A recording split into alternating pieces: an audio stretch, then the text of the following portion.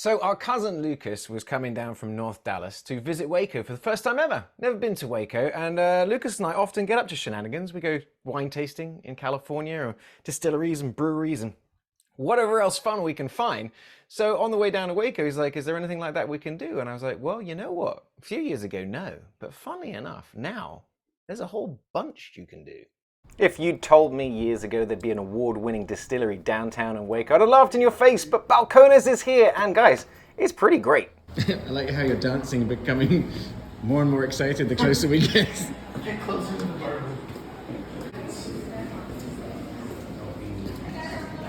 Individual pours, 1 ounce, 2 ounce. On a flight, you get any 3. Barbecue pit, corn husks, butter, piper tobacco, black tea, chili peppers, leather, bullets. Man. Just man. Right? Yep. Very last in there, top to bottom, that's right for you. They do have some fascinating tasting notes. That's an alcohol percentage. Mango custard, bruised honeysuckle, distant bonfire, Palo Santo, ground coriander for the prohibitor. I'm gonna try it. How do you have?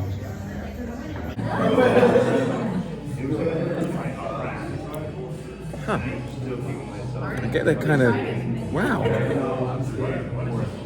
All of the flavors? I'm annoyed about the distant bonfire thing because it absolutely does taste like that. And you got this, the beginning part was all kind of fruity. It's actually quite interesting. So I'm supposed to get cream soda, mulled cider, and peaches, followed by Manuka honey and tea tree. Bold claim.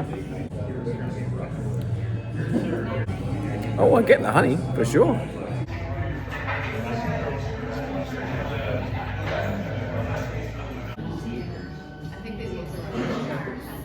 What's the difference between the True Blue and the single barrel True Blue? Spelling? Different words. Yeah. Yeah. So what do you order? A rumble. A rumble. I'm just going to enjoy my super manly drink. Oh. The Prohibitor Old Fashioned, yes? Yeah. And this is the what? Let's get ready to rumble!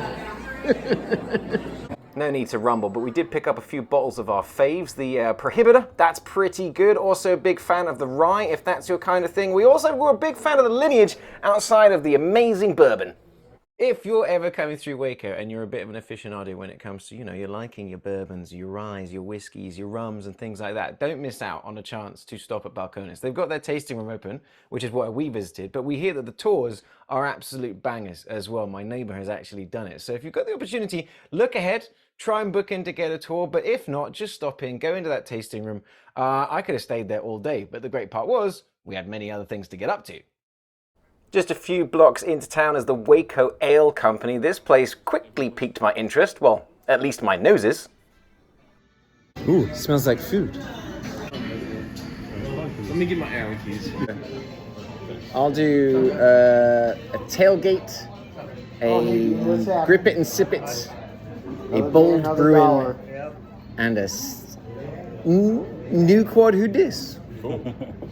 Yeah, that was good. There you go. Thanks, sir. Yeah. And for you?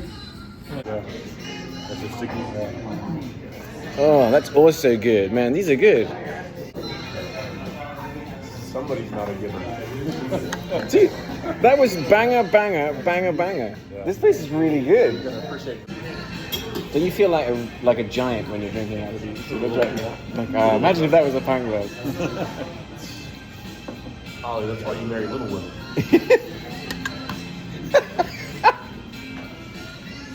At this point, we're getting pretty snacky and the bangers continued. Their fish and chips, whoa, wow!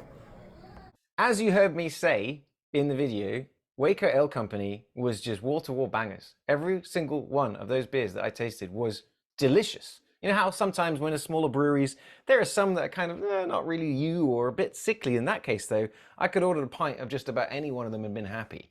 But also, big kudos to their food, like I mentioned. That fish and chips, that hit the spot for sure. I could have ordered a whole bunch more food, but we were in kind of a rush to move on to the next place. But that is a good tip. Get their fish and chips. Money. Just a couple of minutes walk away, we got in touch with our southern roots. Not that I actually have any. But we walked in and found there was a market going on, all kinds of nerdy, geeky stuff. Brandon likes Pokemon, Oh. so I'm gonna roll a die. I'm gonna give him $20 and see what this does. What I can Premium Pokemon code. That was kind of cool. Oh, I'm never going to Vegas. Last roll.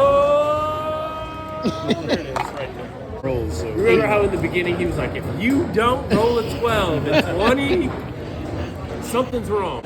Crap for Pokemon cards aside, oh yeah, they do beer. Rivalry? Alrighty. Sounds good. A hot blonde also sounds good. I believe that sounds very Ted Lasso. We'll have one of those. And West of Czech, please. Excellent. Thank you very much. What is a book? Why is a book a book? All I know is I like a book, but I don't know what a book is. Could be hot.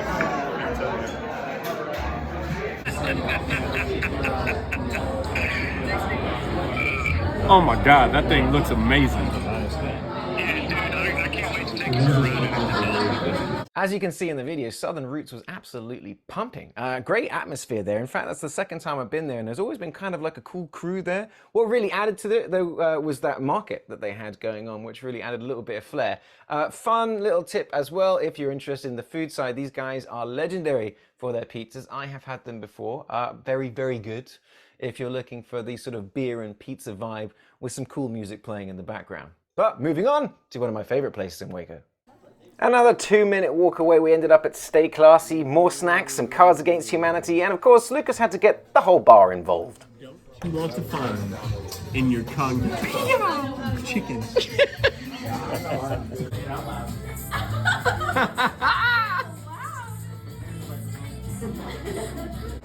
On Fridays and Saturdays, Stay Classy opens up their Speakeasy at the back where you can get a different vibe and also enjoy some different drinks you can't find in the main bar.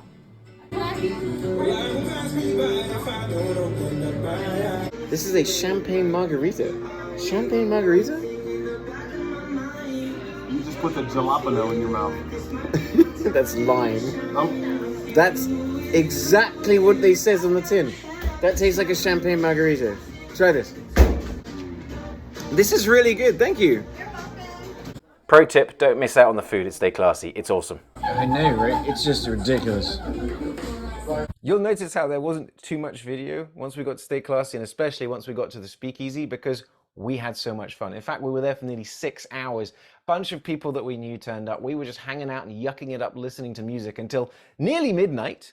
And once midnight rolled around, we couldn't walk to this next place. We were able to walk everywhere else, but we caught a lift to a special place, a notorious place, not the kind of place everyone goes. And let's be honest, no night in Waco making poor decisions could be complete without the crying shame.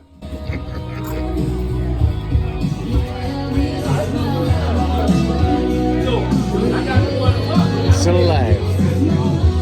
This is the last picture on my phone. About 1 o'clock in the morning, we definitely made it home by 2-ish. Yeah, so the evening ended off at Stay Classy. It's a cool joint, actually. Not being funny, it is a cool joint. It's definitely not the kind of place that has drinks menus or anything like that, or food. It's just, do you want some beer? Cool, shut up, drink it. But we went in, and like it was a Saturday night, and we were expecting sort of a lot more country music and mullets and this, that, and the other. But actually, it was a whole hip-hop R&B vibe. It was actually really cool. We stuck around there for a couple of hours before eventually slinking our way home to soak up some of that alcohol by sitting on the floor in the kitchen eating chili. It was delicious. But there you go. Waco, it's got a lot going on. Way more than it used to, and so much more is coming as well. So if you're ever in Waco, book yourself off for about 12 or 14 hours, or just give me a call.